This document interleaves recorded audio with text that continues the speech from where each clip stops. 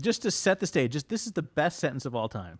In April, Amish farmer Dan Allerger's Rainbow Acres farm in Pennsylvania was the object of an armed raid by FDA agents and other law enforcement people in search of raw milk products. Wow. You can't have raw milk.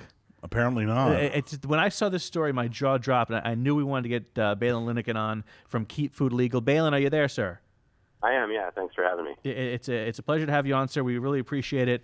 Let's just start with the basics. Keep Food Legal.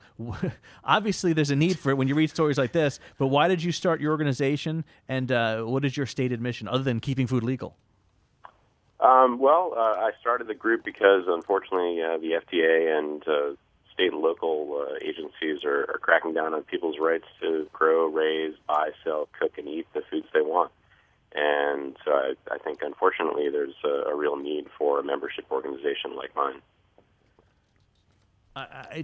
When you see these stories, raids, the article title was Raids on Amish Farmers' Raw Milk Producers.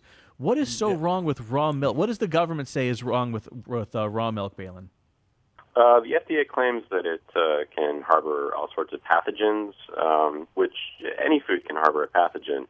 But I'm sure you bought a dozen raw eggs in the store. I'm sure you bought raw ground beef, raw chicken, raw pork, you name it, raw vegetables, which has sickened people and killed people in Germany most recently. But the government gets their panties in a knot when it comes to raw milk. Why? Is there some particular reason with the raw milk they got a problem with? Is something going on here? Your guess really is as good as mine. There's, I guess, pasteurization and maybe the, big dairy lobbyists have been. It's the FDA up until 1987 permitted the interstate sale of raw milk. And since that time, at the urging of a group headed by Ralph Nader, they've been cracking down, and it's no longer, since then, legal to sell at interstate, and they encourage states to ban it, which thankfully most states have not. So, Baylen, in the article talking about in April, the Amish farmers, Rainbow Acres farm was raided. What's happened since then?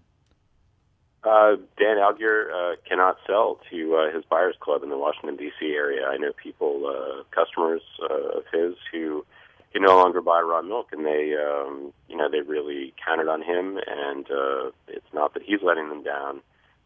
It's that the FDA is entirely letting them down. And Baylen, here's an interesting thing. I know somebody personally who uses one of these buyers clubs. It's a choice they make. They have very well-educated people, friends of mine, have very strong opinions on this stuff. And I go back and forth. It's because I have certain choices I want for my family with organic milk and things like that. And I've talked to them about that. And these are very reasoned, intelligent people. And I've learned a lot from them about what's good and what's bad for your body. And it's just amazes me that with this issue that someone else is like, I don't think all these people who want to do this are wrong. Something doesn't seem right. You mentioned about dairies or something like that. There's something, why this one particular food, and and why can't we make that decision as to what we want to do for ourselves and our kids? Well, that's the whole mission of Keep Food Legal, and it's maddening, really, that the government thinks that they know better than us when it comes to the very, very food that we put in our body. Which, what's more important than that? And whether it's foie gras or raw milk or any number of other foods that the government is telling us that we can't consume, it's maddening and upsetting and, frankly, illegal in my opinion. We talk a lot about this show, Baylen, about Mayor Bloomberg, and of course his issue on the Second Amendment, of course, but just his issue in New York about salt and fat, and as you said, I think Chicago or New York with the foie gras. Is Mayor Bloomberg allowing this, giving this such a bigger stage? Is he like target number one for you guys? I wouldn't say we don't target people. We're more about issues. I wouldn't. I'm not a Bloomberg fan. I'll say that right out front.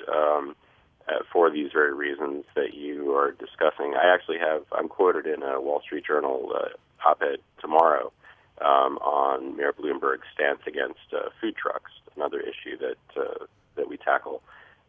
Wait, before you go, Well, what yeah, is I was this? gonna say, Hold on. What is his stance against food trucks? I got to hear this. Yeah. Well, he's not solely responsible, but the city council has limited the number of permits available to entrepreneurs in New York City. Okay. And so the health department will only issue permits to those who qualify. And there was a waiting list of up to, I think, 25 years, and they just scrapped the waiting list. So the best, and I've written about this pretty extensively, the best that an entrepreneur in New York can hope to do is to essentially pay a bribe or partner up with an existing permit holder who often is not someone who's really putting in the blood, sweat, and tears Right. that an entrepreneur would. They just happen to have lucked out because they've had a permit for 40 years. Oh, and that's completely.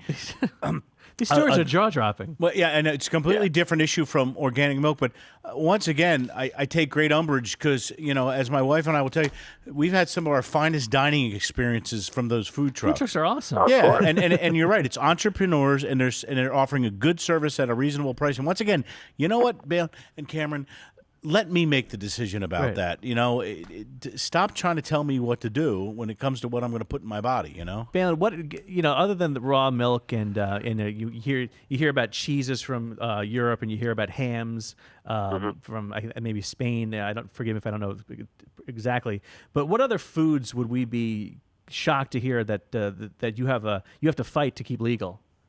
Well, I guess the Happy Meal and the ingredients that are in it are under attack. In San Francisco, they've banned toys from appearing in Happy Meals, making them, I guess, unhappy meals. Sad and meals. Of course, I want a sad meal. And of course, trans fats, which are used to fry French fries and to make the frosting on wedding cakes, have been banned in New York and elsewhere. The only limit to the number of things that we can identify is really the number of hours in a day, and our ability to do Google searches. Wow. You know what? Just keep your hands off my food. That's what I'm saying. I just don't understand why are these people so interested in everyone else's lives? I mean, it's not like you have the choice to put in your body what you want to put in your body, and if it's bad, and I would contend that it's not bad for you. If the government thinks it's bad for you, but obviously it's not killing people because they've been these cooperatives have been buying this stuff for years now. And has anyone gone to the hospital because of it?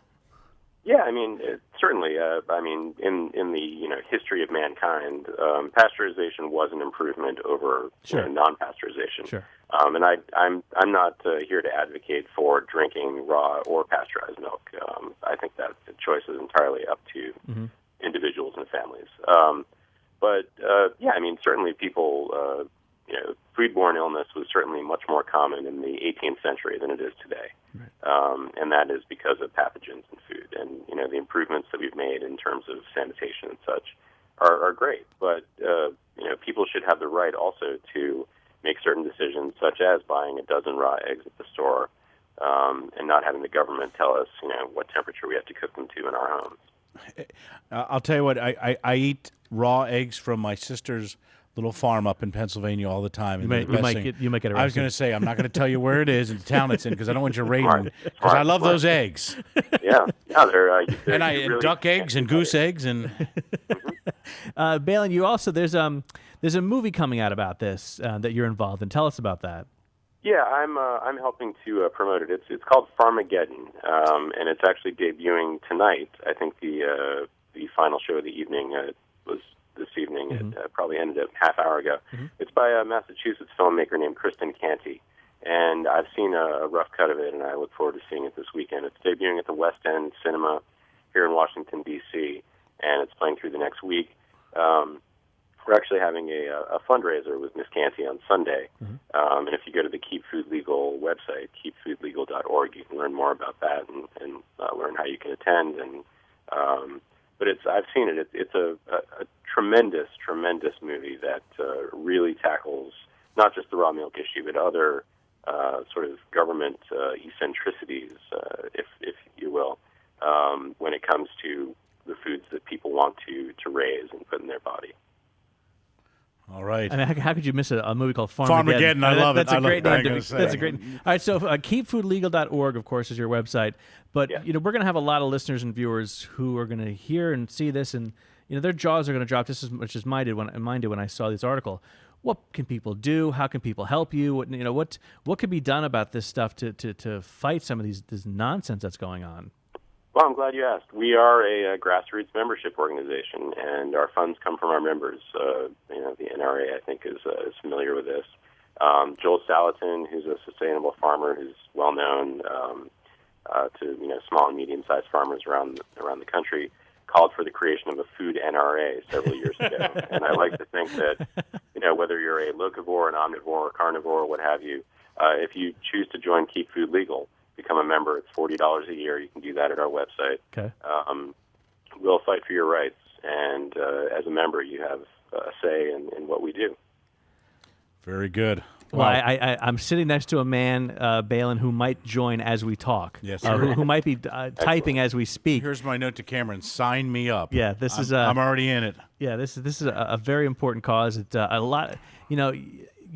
This article was in Reason.com. It's not the New York Times, not the Wall Street Journal. No. You don't. And you said you were quoted in an article in the Wall Street Journal. I think that people don't know. I certainly know I didn't know enough about this issue, and I hope that our exposing it can help you get some more exposure yourself, and just get the word out that your freedoms. I mean, this show is a show about freedoms. Yeah. And this is, the freedom to choose what you put in your body is probably, I would say it's up there, one of the biggest freedoms you have. And the fact that you're out there as the quote-unquote food NRA, keepfoodlegal.org, I know we all appreciate it here, and we wish you luck with it, and keep us posted. And wow, we just hope there's no more armed raid on. Can you imagine the poor Amish farmer when the armed raid came? Can you imagine what that guy felt like? He can't even get in his car and drive away because he only has a horse. Baylen, I'm sorry you had to be here. Sorry, Baylen. Baylen, keep up the good work and keep up the fight, my friend. Thanks very much for having me on, guys. I really appreciate it. Thanks, Baylen. That was Baylen Linnekin, keepfoodlegal.org.